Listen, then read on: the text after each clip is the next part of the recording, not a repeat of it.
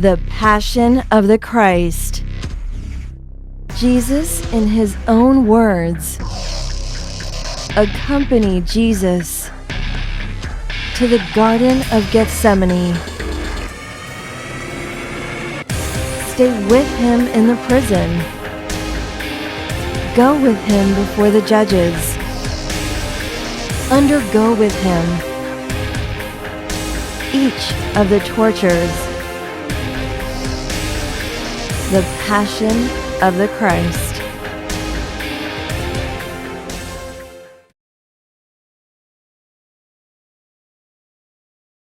The following are words from Jesus to Jennifer and the whole world.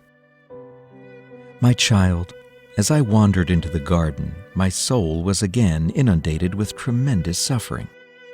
I knew that my fate was coming, yet the suffering in which I endured at the sight of each and every soul that would reject me throughout the course of time. My child, so much blood that I sweat, and yet each drop of blood represents each and every soul that ever walked the face of the earth. I saw within the cup every soul that would deny me, every soul that would kill, commit abortion, worship money, worship power, every soul that would suffer because of the injustice of his fellow man, every family that would be divided, every priest that would turn away because of his own selfish desires. All that you see upon this world today, and what is to come, I saw before me in the chalice. Oh, how the blood would drip from my head, yet more from my most sacred heart, for I knew that few would be saved. I pleaded with my Father, for I knew that it was His will. Yet, in my human form, I knew that the suffering would be tremendous. Each time that the Roman soldiers lashed at me during my scourging, I again could see the faces of the souls who would scourge me throughout history.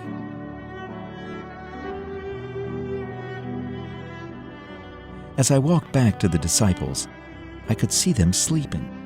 I pleaded, "Could you not stay awake with me for 1 hour?"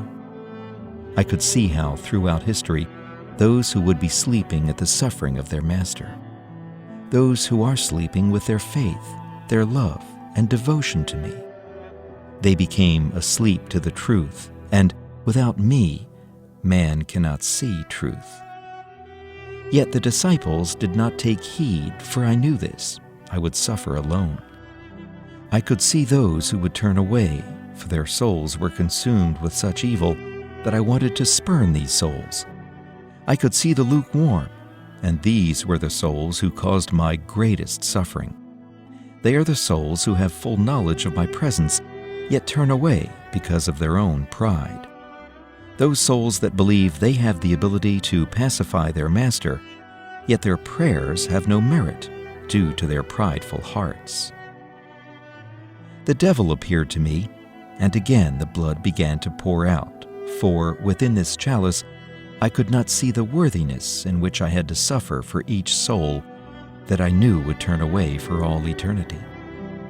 My agony in the garden was the greatest suffering I endured in my entire passion. So I began to pray again, for I knew that only my Father could provide the strength for me, and yet the angels too would comfort me. I knew that this was a suffering that must be endured. I could see in the chalice again, and what followed was a profound strength that allowed me to cast away Satan and his temptations, for he knew that my passion would claim all the souls which he had taken.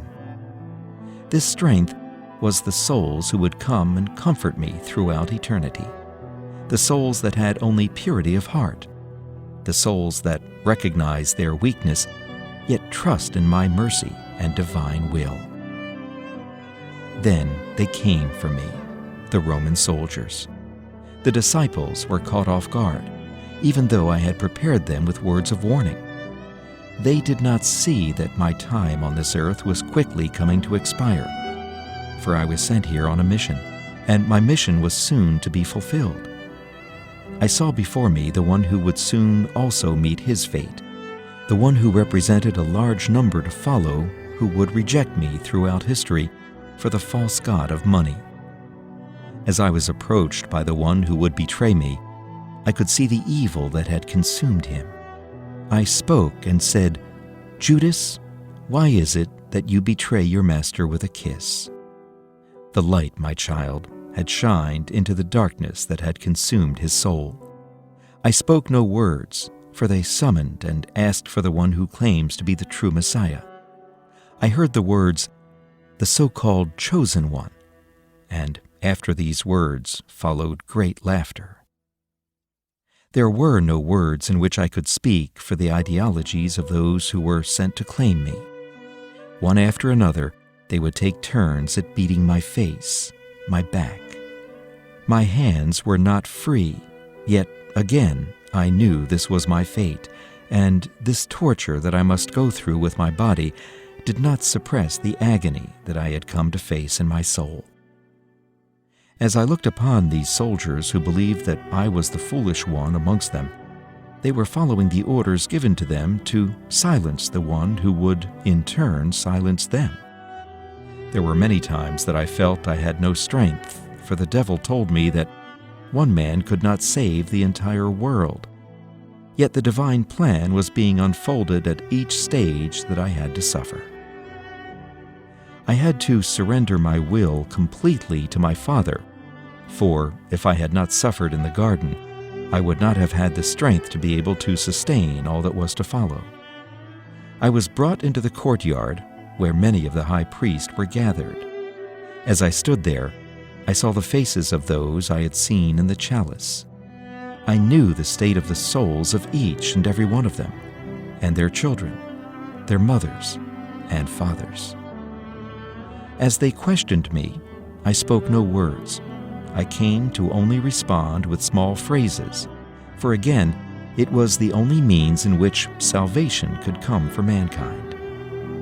One after another, they would take turns spitting at me, and yet my heart was overcome with profound love, even in the midst of utter rejection. As I stood there, 4 soldiers grabbed hold of me and were ushering me out of the courtyard to go before Pilate. My body was becoming weak, and my spirit was growing weary at what I knew was to come. As I was walking, I saw the face of the one who would deny me 3 times. His face looked lost, for he was seeing the words in which I had spoken to him unfold. I gazed at him, and my heart was again overcome with profound love for the mission that Peter was about to fulfill. I was again surrounded with profound peace at the sight of my mother. I could only offer her the eyes of love, for in her heart she knew that I must face the greatest agony a human being could go and endure. My mother was suffering for every child that would be rejected, most especially in the womb. She could see how only I could retain a soul from being lost forever by my divine mercy. I knew that it was only by my mercy that mankind could be granted eternal salvation. As I was being led to Pilate, the crowds of my people were growing louder and louder. As I was led into this room above the courtyard, he stood there, Pilate did, as an emperor to a throne. He questioned me, but again I did not respond with words, but words of truth. I could not reason with him, nor did he see reason to prosecute me. I was suffering for all the false judgments in the world, those who seek to find reason to silence the truth, and yet what they did not know was the truth was prevailing, for the Son of God can never be silenced. I was again grabbed by the Roman soldiers and told to go before Herod at the orders of Pilate. As I was led to the place where Herod was, I again was encountered by the devil for the evil works of Herod. He spoke words to me, but in my silence I dismissed them, for again I could see the chalice overflowing with the souls that would purely reject me by the consumption of evil. As I stood before Herod, the room in which he dwelled was filled with others who had become subdued to this evil. I saw before me the full rejection of my commandments, each and every one of them, and how many throughout eternity would follow in these same footsteps. I was then led back before Pilate, who brought me before the crowd who had gathered. As I stood and looked upon my people shouting for my crucifixion, I was inundated with great love for them, for all mankind. Even though mankind did not see it, their rejection of me became their means for salvation. Their rejection of my words, my hands, my love, became their purpose in justifying them putting me to death. Yet, like Pilate, the one who stood before them, they would in turn stand before at judgment. My love for them was overflowing, like lava from a mountaintop. As the soldiers released Barabbas, I was then led to face the moment of scourging. As they tied me to the pillar, I began to see the face of my mother. This granted me unsurpassed strength for the torture that was about to come. I began to pray, yet my prayers brought no comfort to me, for I felt deserted amongst mankind. They began to whip me, as I could feel pieces of my flesh being ripped apart. And as they would swing at me, one after another, I could feel the whip coming back over my open wounds. When they stopped, at the order of the head soldier, they untied me from the pillar, placed the reed of thorns on my head, and said, I was crowned like a king. As they placed my robe back over me, I was overcome with such pain that the only means of consolation in which I had was the souls that I knew would remain faithful, the souls that would see my true presence in the tabernacle, the souls that would witness my words in the world and would be willing to sacrifice everything for me. During my scourging, the greatest agony was not the continuous blows to my flesh. It was the faces of many of my priest's sons who would pierce me, scourge me, by their lack of devotion to their vocations, by their lack of seeking to bring souls closer to me. So many of my people have been misguided by some of my chosen sons, for my mercy is open to all who seek it. As I was led back to Pilate, I could feel the blood drip from my head, the wounds so deep that the wind would pierce them like driving salt into an open wound. Pilate spoke to me, yet even in the truth that he knew, he turned away from it in order to please his fellow man. He said, Do you not see that I have the power to release you? As I looked up at him, blood running down my face, I struggled to open my one eye. I said, You have no power over me, unless it was given to you from above. As he received my words, his eyes pierced at me, and he ordered crucifixion. The soldiers led me away and placed upon my back a wooden beam that was my stake of death.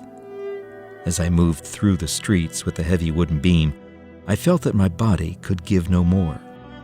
I was suffering in my soul at the voices that I heard coming from the crowds. They were not cheers of victory, rather cheers of an unjust execution. My knees began to tremble, for I felt my strength dissipating, and I fell on the stone street. That would be the first of 3 times that I would fall. As I stood up, I felt that my body could give no more. I could hear the crowds laughing, and yet in the laughter, I was given the interior strength in my soul to continue, for I was seeing within the chalice the need of my people for my mercy. There were few amongst them who brought me consolation. I pleaded with my father, and then, as I looked up, I saw my mother, and my heart began to rejoice, for in an instant I was reminded, through seeing my mother, how this suffering must be endured.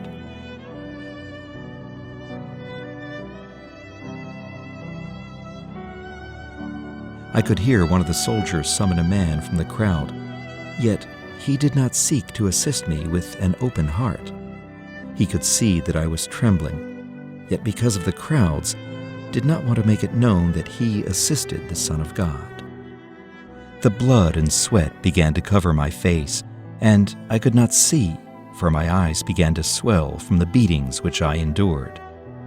A woman came over to me and offered to wipe my face from the blood and the sweat. Yet what she did not know was that her kindness brought profound consolation, for it was not her willingness to wipe my face, but her faith in knowing that my crucifixion was her means of salvation. A simple cloth in one's hand became an imprint of my mercy and true presence for all of humanity. The cross, again, is unbearable, for even the one who has been chosen to assist me grows tired and realizes that it is an unprecedented suffering. I could hear Simon struggling, not only physically, also interiorly, at what his soul was speaking to him. I fell again a second time, for this cross was great, yet the crowds reminded me how I must carry on in order for my mercy to be poured out. As I regained my strength and continued on, a woman spoke to me with her tears. My daughter, do not weep for me. Rather, weep for yourselves, for your children, for I soon will be with my Father." So many tears that I could see the tears of sadness for what was happening to me. For yet, if they only knew what would happen to them if I did not subject my body and soul to this suffering. As I continued to walk towards Calvary, the pain in my side pushed down into my legs and feet, and I fell a third time. The soldiers continued to shout at me to get up. Yet I dismissed their words and continued on in silence. As I reached the top, I was immediately stripped of my robe and pushed down onto the cross which I had carried. My eyes swollen, yet I could see within the chalice all the offenses that mankind would pierce me with. My arms were tied tightly with rope so that I did not move as the nails were being driven through my hands and feet. I could see the prideful hearts of many of the soldiers. Their mission was one of execution. The more they executed, the greater the mission they believed they were fulfilling for mankind. They believed they were bringing the world justice by putting me to death. Yet in turn, my death was giving the world mercy. As one soldier would come on the right side of me, another would come to the left side, and one at my feet. They began simultaneously to drive the nails in my hands and feet. I felt my body begin the stages to expire. Each time they pounded the nails, I could see the number of times the lukewarm souls would fail to recognize my true presence in the tabernacle. The number of times my people would fail to come to Mass, would fail to cleanse their soul and be open to my mercy. I then felt tremendous pain as the soldiers began to lift the cross and place it in a hole that had been dug. The top of the crucifix on which I hung was mounted to a beam that connected me to the others who were being put to death for their crimes. As the crowds below me continued to shout blasphemies against me, I spoke to my Father and said, "Father, forgive them. They know not what they do." And as I said these words, I could see before me the three offenses within the chalice that would greatly pierce me. I could see my people venerating the cross without the presence of my body, for the cross is not the means of mercy for mankind, rather the one who gave his life, for I am Jesus. I could then see before me many of my chosen sons who would fail to recognize the feast day of my divine mercy and its many promises. I could see before me my little ones who would face their crucifixion in the womb.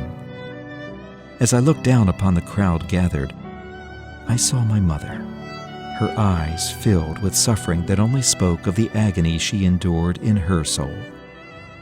One of the criminals spoke and said, "If you are who you say you are, then save yourself. Come down off of the cross." "Do you not see who this is?" said the other criminal.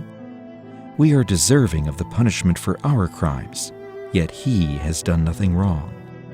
He then turned to me and said, "Jesus, will you remember me when you come into your kingdom?" As I struggled to speak, I said to him, My son, today you will be with me in paradise." John and Mary Magdalene were amongst those who had gathered.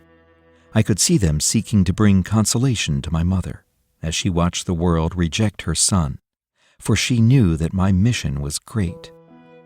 I looked at John and said, "My son, behold your mother," for she was leaving one mission and moving to another as mother to all. Darkness was moving in as I knew that my body was about to expire. I spoke my final words, and my spirit went on to claim the lost souls who had gone before me. For I had conquered sin and death and went to be with my Father in paradise. For today, divine mercy was given to the world. And, my child, it will soon come to expire, for I am Jesus, and all will be done according to my will.